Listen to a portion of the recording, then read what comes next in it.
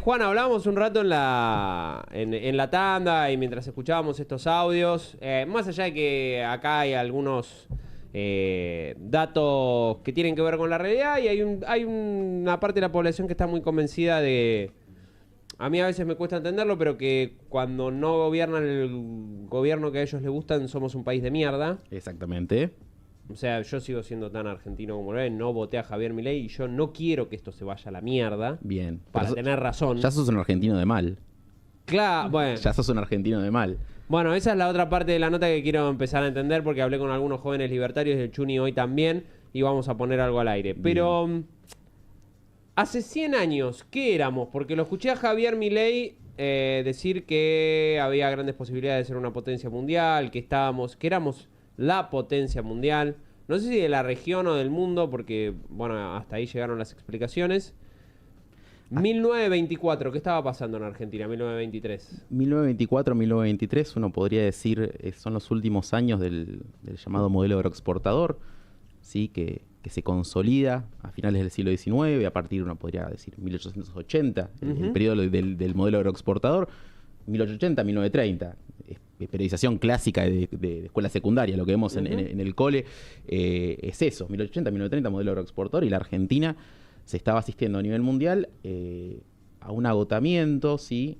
Que iba no sé si un agotamiento, pero bueno, dentro de un par de años, 1924, me decías 1923, 1929 la crisis de Wall Street, que da por tierra, por lo menos, a ese modelo y que inaugura una nueva etapa en términos de acumulación, que es la famosa sustitución de importaciones, claro, el estado de bienestar. Entonces Argentina en 1923 estaba todavía regida bajo esa lógica de acumulación, basada en la exportación de materias primas a cambio de productos manufacturados y de capitales principalmente británicos. Cuando el presidente Milei habla de que éramos la primera potencia del mundo, yo diría que en realidad la primera potencia del mundo para 1923 era Inglaterra, no era Argentina, ni Argentina estaba cerca de serlo. Inglaterra con un modelo que venía de tal vez 100 años antes de cómo había conquistado otras tierras muy lejanas para, entre otras cosas, por ejemplo, empezar con el tráfico de opio y el camino de la seda, ¿no? Con lo que tiene que ver con el ultramar. Mira, para pensar todo esto que estamos hablando hay que pensar en escalas, ¿sí? En escalas más pequeñas, escalas nacionales y escalas globales también. Sí. Pensemos que el siglo XIX, el siglo XX y la primera mitad del siglo XX hasta la Segunda Guerra Mundial es el siglo de Inglaterra como potencia económica. Totalmente. La Inglaterra que sale de la primera y de la segunda revolución industrial, ¿sí? Con una ventaja comparativa con el resto de los países que se industrializan después. Pensemos que la primera industrialización en Inglaterra se da entre más o menos finales del siglo XVIII, 1830, 1840, que ahí se considera que comienza la segunda etapa de industrialización. El resto de los países de Europa, a partir de la década del 40, comienzan a industrializarse fuertemente. Y el resto de los continentes del mundo en caos total. En un proceso de conformación estatal. Claro, bueno, exacto. O sea, diferentes partes de los países luchando. O sea, mucha guerra civil, podríamos decir. Tenemos en la Argentina un periodo de conflicto muy grande durante gran parte del siglo XIX que se salda, uno podría decir, a partir de 1880 con la consolidación del Estado Nacional por esta generación de jóvenes idealistas que el presidente hablaba ayer, que es él dice la generación del 37, uno puede decir la generación del 80, y, de nuevo, formación del Estado o consolidación del Estado y establecimiento de una economía de tipo agroexportador. ¿Sí? Esa es la Argentina de potencia mundial de la que habla el presidente, que sin dudas tiene un crecimiento muy importante en esos años. Es innegable, sería necio decir Argentina no creció o no se vio modificada, ¿sí? Entre 1880 y 1930. Claro que sí. Ahora bien, parece que hay algunas cositas para analizar de este discurso que va de la mano con lo que una colega que se llama Camila Perochena, que es historiadora y ella analiza discursos políticos. Ella en una nota de la revista Nueva Sociedad de este año, hace poquito, ella afirma que Milei tiene un discurso, una visión decadentista de la historia argentina. Milei dice, y lo dijo hace poquitito, en 1916 comienza la decadencia argentina. ¿Qué pasa en 1916 en el país? Radicalismo. Asume Hipólito Yrigoyen a partir de la ley Sáenz Peña, que habilita el mal llamado voto universal, pero una gran parte de la población comienza lo que se llama la democracia de masas, incompleta, pero comienza un nuevo momento político en la Argentina, que es la integración de grandes sectores de la población a la vida política formal. Bueno, Milei dice que el problema, básicamente, lo que está diciendo, el problema es la democracia. en Sí, Argentina. llamó la atención también que a 40 años de la recuperación de la democracia ayer, yo sé que hay muchos chicos jóvenes que se enojan, que piensan que esto no es importante, que esto no es relevante, pero cuando pasen los 30 se van a dar, o sea, les va a pasar, ojalá que les pase, me parece que sería súper interesante que les pase que es importante también la historia. No entiendo por qué estamos tan peleados o tan negados con estos 40 años de democracia. Sí, tal vez lo entiendo en esto que decís vos, que si vamos al discurso de Milei, bueno, en el 16 empezó todo y empezó todo mal. Hace un par de años, el expresidente Macri hablaba de los 70 años de peronismo como el origen de la decadencia argentina. Él decía, bueno, en el 45, cuando asume Perón, comienza la decadencia. Y más que mirarlo en términos de peronismo-antiperonismo, que es un clivaje muy importante para entender la política argentina, hay que entender el sentido de las políticas económicas. Un historiador argentino que se llama Ezequiel Adamovsky hace un análisis de la orientación política, de la orientación económica de las políticas del país. Hubo más años entre el 45 y el 2000 y la década de 2000, hubo más gobiernos de corte que uno podría llamar liberal que gobiernos nacional populares. Si no se lo pone a pensar. Sí, sí, claro. Vos tenés, a partir de la caída de Perón y sobre todo a partir entre el 76 y el 2001, una fuerte primacía, pero bueno, sobre todo a partir del 76 y el 2001, una fuerte primacía de las ideas de libre mercado en Argentina. Ellos mismos lo dicen, los mismos libertarios lo dicen. ¿Quién fue el mejor ministro de Economía? Domingo Cavallo. Bueno, entonces, hablar de que el problema de la Argentina es el populismo, bueno, para mí es un poco más complejo. Me parece que hay que complejizar esas miradas tan antinómicas que en realidad no nos sirven para comprender absolutamente nada. Sí, vos sabés que además también ayer le preguntaba a varios de los chicos libertarios, te voy a leer algunas de las cosas que conversábamos en Twitter. Nada, no deja de llamarme la atención. Yo también en algún momento he sido joven y me he peleado con mucha gente, tal vez faltando el respeto antes de conocerlos. Y me parece que está pasando un poco eso, pero también cuando vos tenés una persona que encara para ahí, es un poco difícil, viste, que el resto ponga un freno y diga, no, por acá no es. Bueno, Javier Milei dijo, los argentinos de bien hemos decretado el fin de la noche populista. Bien. A mí me preocupó que utilizara una frase que en realidad es del Ejército de Liberación Nacional Zapatista. La larga noche de los 1000 días. De los 500 años. De los 500 años, sí. La larga noche de los 500 años. El primer libertario zapatista, Milei. Claro, por eso, será la luz la que un día... Poné de Manu Chao, del disco Radio Bemba Sound System, hay un tema que se llama La Noche de ahora te lo busco y te lo paso, Mati, que tiene todo al principio una declamación del Ejército Zapatista de Liberación Nacional. Para aquellos que no lo saben, la lucha de los pueblos mexicanos más pobres en toda esta década de los 80, 90, neoliberal. Digo, gente que hacía 500 años, familias que hace 500 años vivían y siguieron viviendo pese a que México se fundó como una federación. Sin poder comer, sin poder educarse. Postergados totalmente. Hay algo que es interesante, esto que decís de lo que afirma el presidente en torno a esta idea de refundación. Él, mira, yo acá lo traje, ayer me lo puse a leer de nuevo, el discurso, ¿no? Creo que el discurso es escucharlo y hay que leerlo también. Hay que tomarse un tiempito para leerlo. Hay algo que tenemos que haber aprendido, me parece, Juan. ¿A qué te referís? Dejar de faltarle el respeto a la gente que estaba bancada por los votos. Yo creo que hay mucha gente que le faltó el respeto a Macri, como hay mucha gente también que le faltó el respeto a Alberto Fernández. Igual Alberto terminó demostrando que estaba bien faltarle un poco el respeto. Pero hay que dejar de hacer eso, que es un poco lo que le está pasando ahora a los libertarios también. Sí. Hay que escuchar a todo el mundo y escuchar precisamente qué dicen. Hay que escuchar qué dicen y hay que entender que tener los votos no significa una vía libre para hacer lo que quieras. Y que es importante respetar la validez del contrato electoral. Sí, claro. ¿No? Como, bueno, las personas te apoyan, te acompañan con su voto y ese acompañamiento es válido. Y vale para todos los partidos políticos, no solamente para Milei. No, vale para todos los partidos políticos. Creo que hay algo ahí de la desconfianza. Creo que parte de la elección de Milei expresa cierta desconfianza hacia la política tradicional. Después podemos complejizar de esto el tema de la casta, de quién es la casta, quién no. Pero sí, cuando uno, por lo menos en mi experiencia, hablando con gente que votó, que acompañó a Milei en las 3 instancias electorales, algo de, bueno, nunca gobernó. Ujú, es verdad. Y me parece que hay algo de esa desconfianza en los sectores tradicionales de la política argentina que explica, Sí, en por parte, supuesto. ahora bien, que esas caras nuevas, entre comillas, ahora gobiernen, no significa que eso sea un pase libre para hacer lo que quieran o no respetar el contrato electoral, que te puede gustar más, te puede gustar menos. La gente acompañó con la mayoría de los votos. Ayer antes de irme a dormir, que no me podía dormir, leía un texto de los chicos de la agrupación Aleteo, que son chicos de la universidad y chicas de diferentes ámbitos.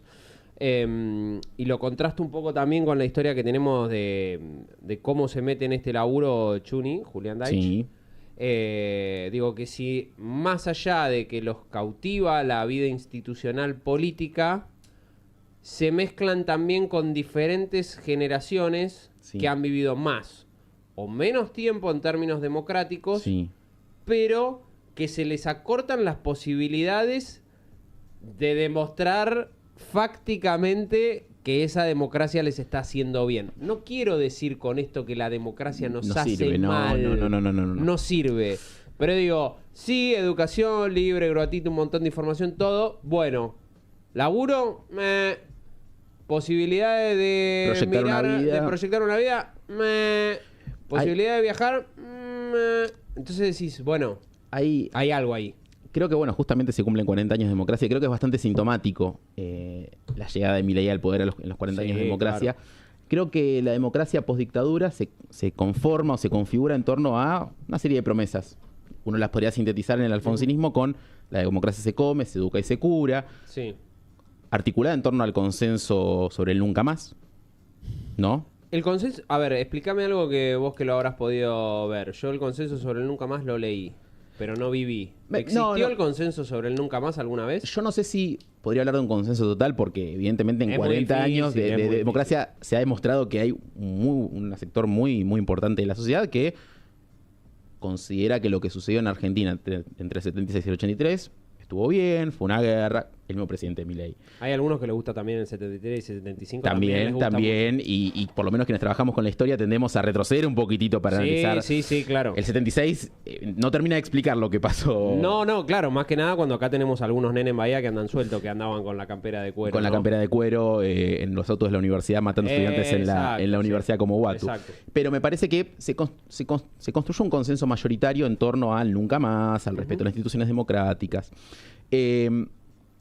Y creo que hay algo de esa promesa democrática del 83 que a 40 años no se ha cumplido.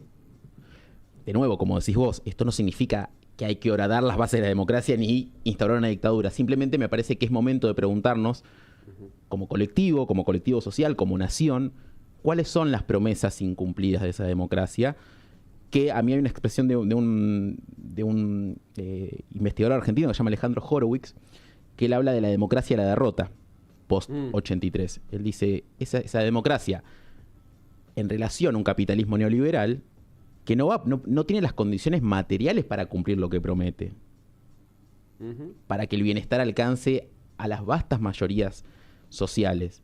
Si uno ve cómo cambia la redistribución del ingreso entre el 75 y el 2002, los pobres se hacen más pobres, los ricos se hacen más ricos, evidentemente esa democracia que iba a asegurar el bienestar de las mayorías, no la aseguró. Hay algo que a mí no me gusta meterme mucho en los términos, porque no me meto en los términos troscos de la vida con eso, pero creo que hay algo, y me parece que hay algo de la comunidad, de diferentes generaciones, de la sociedad, que entró muy bien durante ese periodo 76-83, que es no cuestionar al que está por encima tuyo, o no cuestionar a las cosas que están, es como la inquisición de las instituciones argentinas. Bien. Y a esto voy a cuestiones que tienen que ver con lo que planteabas recién. Dice, hay una porción de la gente que es más pobre, que sigue siendo más pobre, y hay una porción de gente que sigue siendo más rica. Sí. Tenemos muy claro quienes se han enriquecido tanto en periodos no democráticos como en periodos democráticos ahora. De hecho, el grupo Clarín cada vez está más nervioso con la presencia de Elon Musk en la República Argentina, porque eso involucra el negocio del 5G. Pero si vos elegís cualquier persona del espectro político, es más, me arriesgaría que si pones a alguien del PRO a decir que hay privados que en la República Argentina la pasan muy, muy bien por encima de las posibilidades. Y estamos hablando de las 5, 10 grandes empresas del país.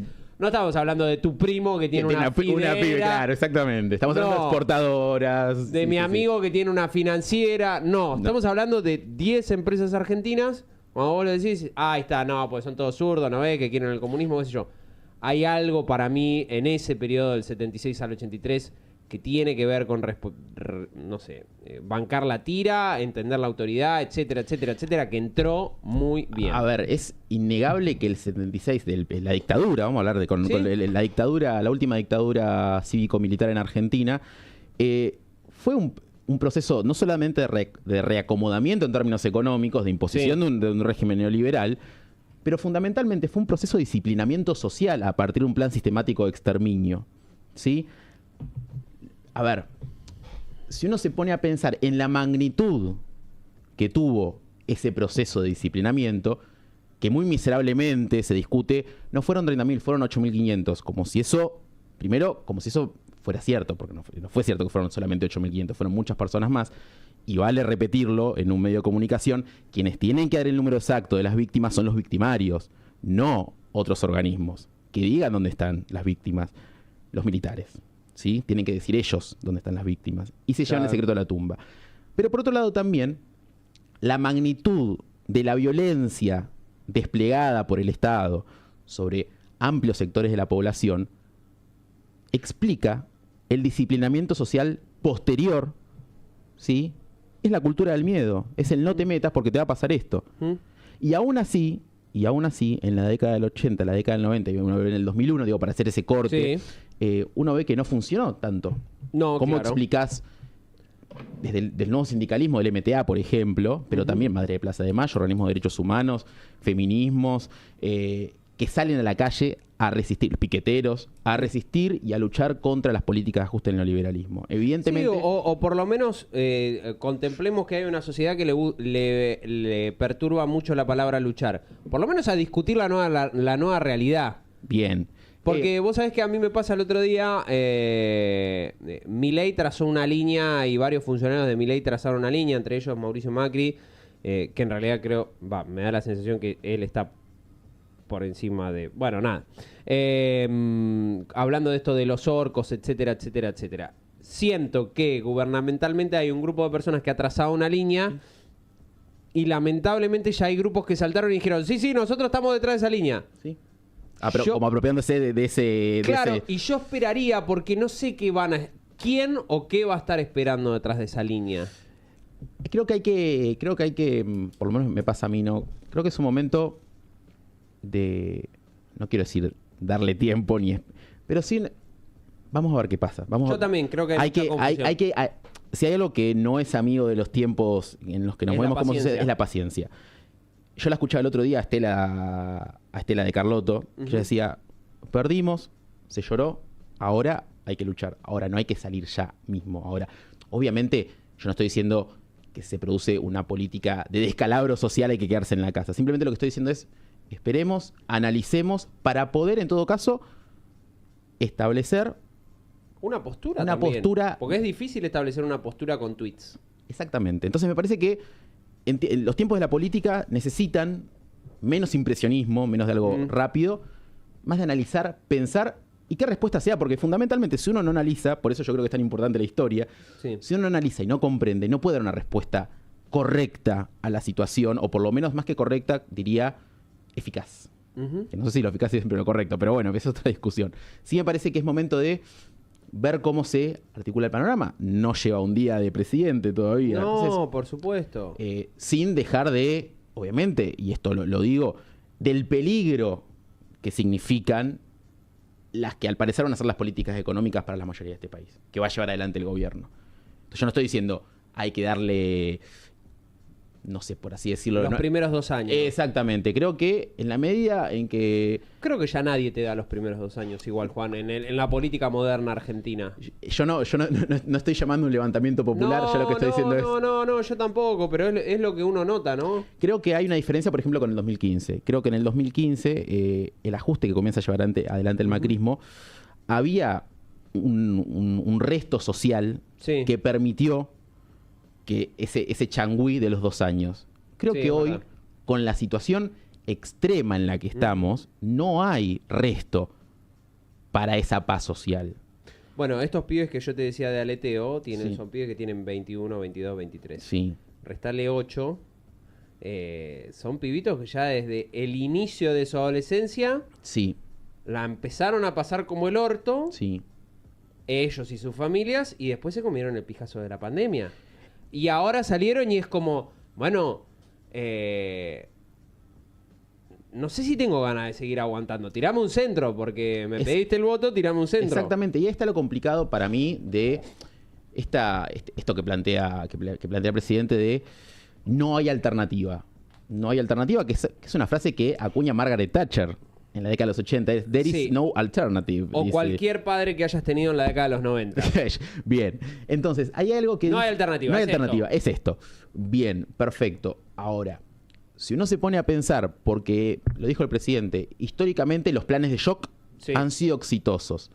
Uno puede pensar en un plan de shock similar al del menemismo en los 90. ¿Sí? 2 años de crisis. 2 años de crisis. Y después... 93, ¿no? 93, Se acomoda. 94 se acomoda la economía y genera cierto consenso en las clases medias que le permite al tipo llevar adelante una serie de políticas, ¿sí? Genera cierta paz social y cierta cohesión social. Hoy vos tenés una clase media que es cada vez más pobre, y los pobres son cada vez Sí. más pobres, día a día.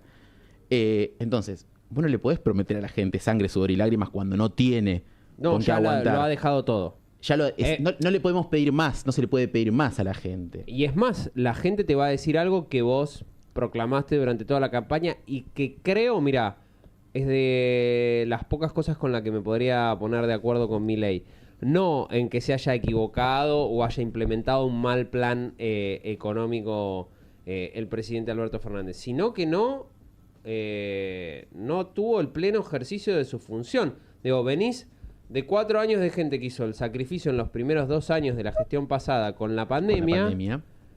Que puso en cuestión y en crisis un montón de sus pensamientos para dentro de su familia, para fuera de su familia, para dentro de su círculo íntimo, que estuvo discutiendo si la pelopincho de Brandoni sí, si la pelopincho de Brandoni no, si, bueno, un montón de cuestiones, si se peleó, si de repente descubrió gente en su familia que no se quería vacunar, que sí se quería vacunar, y después 2 años intensos de crisis económica, de crisis en serio económica. Sí, sí, Si la sí. gente tiene los huevos llenos. Es una buena Y forma de tiene decirlo. razón igual, Y tiene, a ver, cuando yo creo que hay ciertos discursos en torno a, uno podría decir, los progresismos, en Sí. sentido amplio, desde la izquierda, desde las izquierdas a los peronismos, digo, porque también yo no creo que se pueda hablar de un peronismo, sino de los peronismos. No digo de todos, digo de algunos sectores, que básicamente lo que dicen la gente es tonta, la gente vota mal. No, bueno, no, eso no estoy de acuerdo. Yo creo que en un país, en la situación económica en la que está, habría que tener un poco más de humildad. Con lo cual no quiere decir, voy a justificar absolutamente todo, pero por lo menos comprender. Hay una frase que a mí me gusta mucho de un historiador que dice, comprenderlo todo no es justificarlo todo. Ahora bien, en un país, en la situación económica en la que sabemos en la que se está, yo la verdad que comprendo por qué mucha gente votó como votó. No creo que sean tontos, yo no creo que la gente sea tonta. No, la gente quería otra cosa. Y esa otra... le prometieron otra cosa y está bien. Y esa otra cosa eran cosas muy distintas, digo, Sí, sí, sí. Desde un ajuste en términos económicos a acabar con el Ministerio de Género, porque supuestamente es el responsable de todos los males de este país, hasta una mejor atención en salud y educación. Sí. Bueno, por algo no se desarmó el Ministerio de Salud. Entonces, Digo, encontrás, viste, eso es lo que decías vos, y fue lo que a mí me fue por lo menos pasando después del triunfo de Milei. sí, Digo, bueno, hay cosas que sí la sociedad ha avanzado y el proceso democrático ha avanzado. Lo que sí me preocupa tanto para los votantes de Milei como para mí, que soy argentino, y para mi familia, sí. que yo cuando no gana mi partido político no me voy de mi país. Bien, sí. No es un país de Cuando no mierda gana- Cuando no gana el partido político que yo tengo que yo tengo ganas de que gane, no me voy de este país, No. ni me voy a ir. No. Sí. Pero digo, bueno, se había prometido el ajuste sobre la casta, Sobre la casta. no sobre el Estado. Bueno, ahí... Porque ñoquis, ¿cuántos hay?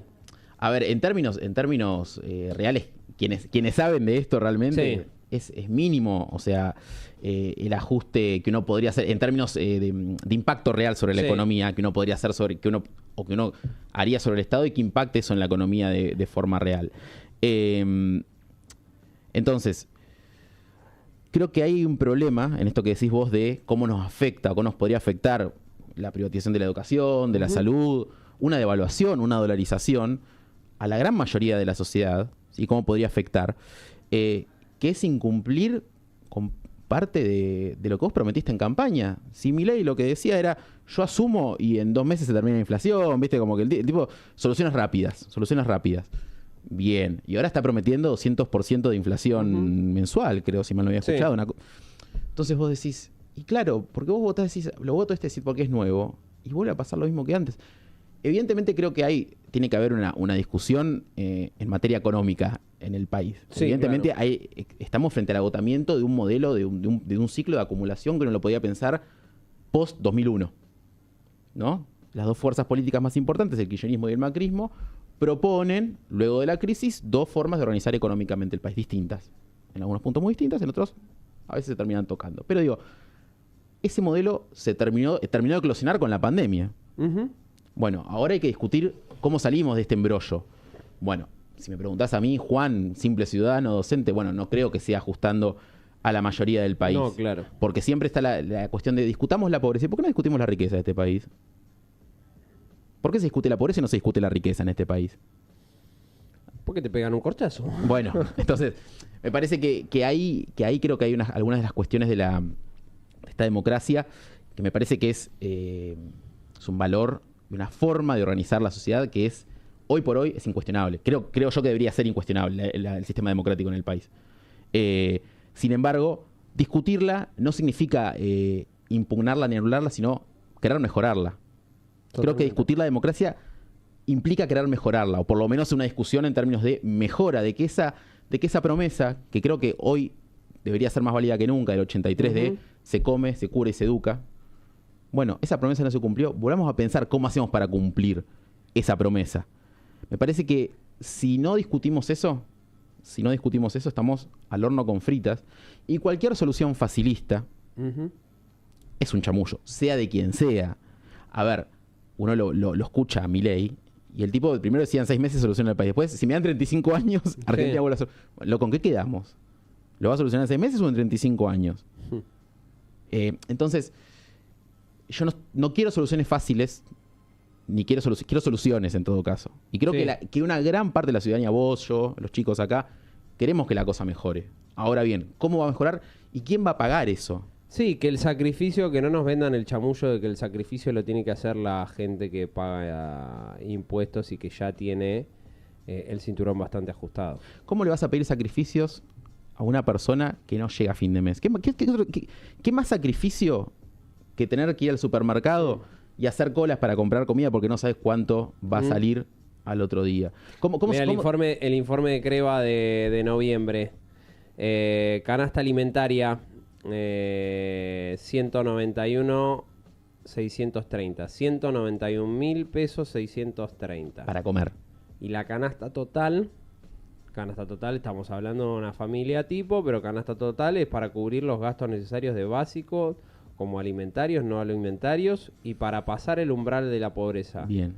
410.089 pesos. Bueno, habría que preguntarse qué cantidad de personas en este país ganan 400, ¿cuánto era? 10.000. 410.000 pesos. ¿Y qué pasa con la gente que no llega a eso, trabajando como se trabaja? Porque Sí, o sea, Milei le estaría pidiendo el mismo sacrificio que le pidió Alberto Fernández, que fue aguantemos que le pagamos al fondo, sigan aguantando que le pagamos al fondo, y ahora viene Milei y dice, en realidad estuvo mal lo que hizo Alberto Fernández, porque es un pelotudo, pero aguántenme ustedes también. claro, y le estamos pidiendo paciencia a gente que con mucho sentido ya no tiene paciencia. Y por eso lo votó. Y por eso lo votó. Y por otro lado también creo que hay que pensarlo en un sentido opuesto. Creo que justamente también muchas personas no votaron a Milei. Eso tampoco hay que dejar de tenerlo en cuenta. No, claro. Hay un gran sector de la sociedad en este país, casi la mitad de la población de este país, que dijo, yo, por el motivo que fuere, yo esto no lo quiero. Y Milei también va a tener que gobernar esas personas. Y con esas personas. están prometiendo, por lo menos lo decía ayer, cualquier persona que quiera poner palos en la rueda lo que vamos a hacer, va a sentir el rigor de la justicia. Eso no me gustó. Y hay una frase que la acuña Napoleón, ahora que está en la película, Sí. que dice, uno puede hacer muchas cosas con una espada, excepto sentarse sobre ella. Vos no podés construir tu autoridad solamente en torno a la represión al que piensa distinto. No, claro. Tenés que generar consensos. Y una cosa es la teoría económica que vos defendés y que es el manualcito de Mochon y Becker, porque no pasa de eso. No, claro. Y otra cosa es la realidad. ¿Qué pasa con un presidente que se pone nervioso porque escucha 3 tipos hablando en el back de un canal Sí. de televisión, cuando tenga una movilización de gente que está pidiendo, che, loco, no tengo para comer, che, de docentes que decimos, queremos ganar más por el trabajo que hacemos? ¿Qué va a pasar? ¿Cómo nos va a responder? Yo quiero respuestas a eso, Yo no quiero el segundo semestre. Yo quiero que la persona que hoy gobierna, a la cual yo no elegí, quiero que me dé una respuesta. Si la respuesta es la represión, bueno, tendremos que ver qué pasa con eso. Pero a mí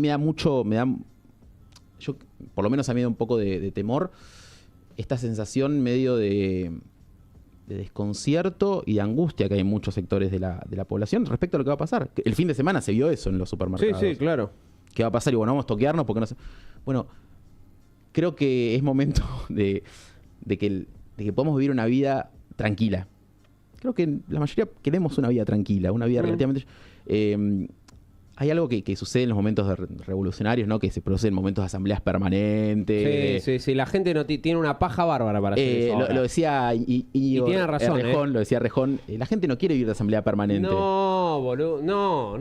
No vivió O por lo menos una gran parte de la población no quiere eso. No vivió de asamblea permanente en los países que vivían de asamblea permanente, imagínate. Entonces me parece que hay que buscar construir ciertos consensos democráticos y cierto nivel de vida que no nos podemos resignar a no tener. No nos podemos resignar a tener la vida que tenemos. Creo yo. Creo que siempre uno puede aspirar a algo mejor. Y se demostró en este país, a lo largo del siglo XX, que hubo posibilidades de vivir mejor. ¿Sí? Que los trabajadores tengan más participación en la distribución de la riqueza, por ejemplo. Década del 50, el 60, el 70, un sector público que funcione. Creo que esos son las claves para pensar un país mejor. Eso es mi opinión, puedo estar equivocado, simplemente es en torno a lo que opino como ciudadano, como profesional, pero creo que esta solución de la motosierra corta las primeras cabezas que corta. ¿Viste este meme de hay que ver quién está del otro lado de la motosierra? Sí, claro. Si está del lado de la sierra o del que la maneja. Yo creo que la mayoría de la población a la cual va a cortar esa motosierra no la está teniendo. No, claro. Y eso es un problema. Juan Soria, profe de historia, ha venido aquí a PP Radio. Vir dice genio el profe Juan Soria, le mandamos un saludo. Joaquín Baridón, el chucu chucu, te muestra cuando va. No, bueno, Ale Cáceres, contrólense, gente, por favor. Camila Saltiva, ¿podemos mantener una reunión esta semana con el profe Soria para ver si podemos tener un segmentito de historia cada 15 días, por semana? Me encantaría, acá en PP Radio? a full. Me gusta. Me gusta. Para tener un poquitito más de ideas. Yo cierro con algo. Esteban Carlos Serrani es uno de los especialistas en CONICET sobre transición energética, política industrial y desarrollo económico. En el 18 escribió Las 7 hermanas, competencia capitalista u oligopolio petrolero. Cuando Milei habla del 1900, cuando Milei habla del 1800, bueno, en 1870 Rockefeller pincha en 5 lugares de Estados Unidos, crea 5 empresas con 5 nombres diferentes, se convierte antes de tiempo en uno de los hombres más ricos del mundo por tener el control del petróleo antes de que el uso masivo del petróleo explotara. Sí. A principios de 1900, una sentencia de la Corte Suprema sobre las prácticas monopólicas de la Standard Oil, que era una de las empresas, lleva a que la empresa sea desmembrada en no menos de 38 sociedades jurídicamente independientes, la mayoría de las cuales terminaron, y hasta el día de hoy, al estado al que pertenecían. Es decir, si estaba en Ohio, las empresas de Rockefeller pasaron a pertenecer al estado de Ohio. Si estaba en California también. Las más importantes resultaron ser la Standard Oil de Nueva York, conocida luego en el mercado mundial como Mobile. ¿Le suena? Mobile. La Standard Oil de California, que después pasó a ser conocida, ¿saben cómo? Como Chevron. Y la más grande de todas las empresas originadas por Standard Oil en Nueva Jersey. Se llamó Eso. Amarilla, roja y blanca. Que en 1979 se fusionó con la corporación Exxon. Dice Serrani al final de esta nota: no caben dudas respecto a la efectividad de la intervención estatal, la capacidad de disciplinar al capital y la división efectiva de poderes que tuvo la sociedad norteamericana cuando los intereses más profundos de su liberalismo económico, que es la competencia de mercado, estuvo en juego. No sucedió lo mismo cuando el mercado petrolero y los intereses oligopólicos de las empresas norteamericanas se internacionalizaron. Al día de hoy siguen teniendo competencia estatal. El papá del liberalismo tiene las 5 empresas petroleras más grandes del mundo con competencia estatal. Esto que decís está buenísimo y quiero agregar algo, porque hay cierto discurso de la libertad del mercado, y la realidad es que cuando uno analiza en términos históricos, lo que tiende el capitalismo libre de mercado es a la concentración económica y a la intervención estatal cuando la necesitan. Lo vimos en la crisis del 2008, cuando los bancos salían a pedirle por favor al Estado, a la Reserva Federal, sálvenos de lo que nos está pasando. Entonces, esta ilusión del libre mercado, de la libre competencia, cuando uno lo ve en los papeles, la realidad es que no funciona así. Cuando Milei habla de la Argentina de la libertad entre 1860 y 1930, lo que uno ve es que las casas exportadoras de los granos y de toda la materia prima que se producía en el país eran 4 extranjeras. Entonces, cuando hablan de el libre juego de la oferta y la demanda, bueno, la verdad es que por lo menos en términos históricos lo que permite el conocimiento histórico, o lo que permite ver el conocimiento histórico es que no era tan así. Ni siquiera en los países como Inglaterra, de la Revolución Industrial, el Estado siempre estuvo, o siempre estuvieron los empresarios negociando con el Estado. La otra vuelta en Twitter, un chico pone la red ferroviaria argentina, ¿no? Dice, la vi. La hicieron los privados. Sí, claro que fueron empresas privadas, pero ¿quién les otorgaba los permisos y las concesiones? ¿Con quién negociaba? ¿Con quién negociaba la Bungiborn para pedirle, por ejemplo, al Estado que prohíba el ingreso de bolsas de arpillera para poder producirla ella, la Bungiborn? Lo que le dicen al Estado es que no entren las bolsas producidas, dejanos que la produzcamos nosotros, poner una tarifa que, bueno... Decime cuánto tengo que poner de mi masa productiva para que la bolsa de arpillera no entre. Exactamente, y la produzco yo y se la vendo a los productores. Bueno, es más complejo. Es más complejo, exactamente. Juan, gracias. Por favor, gracias después cerramos tu incorporación a PP muy feliz, en los próximos días. Dale. Manu Chao, aquello que alguna vez cantó el Ejército Zapatista de Liberación Nacional. No piensen que con esto estamos armando una revolución. A veces uno puede escuchar cosas de la historia. A veces, como dice Rebor, si uno toca un manual de historia no se convierte en trosco o en rojo. Por ahí solamente lo quiere leer. Ya volvemos.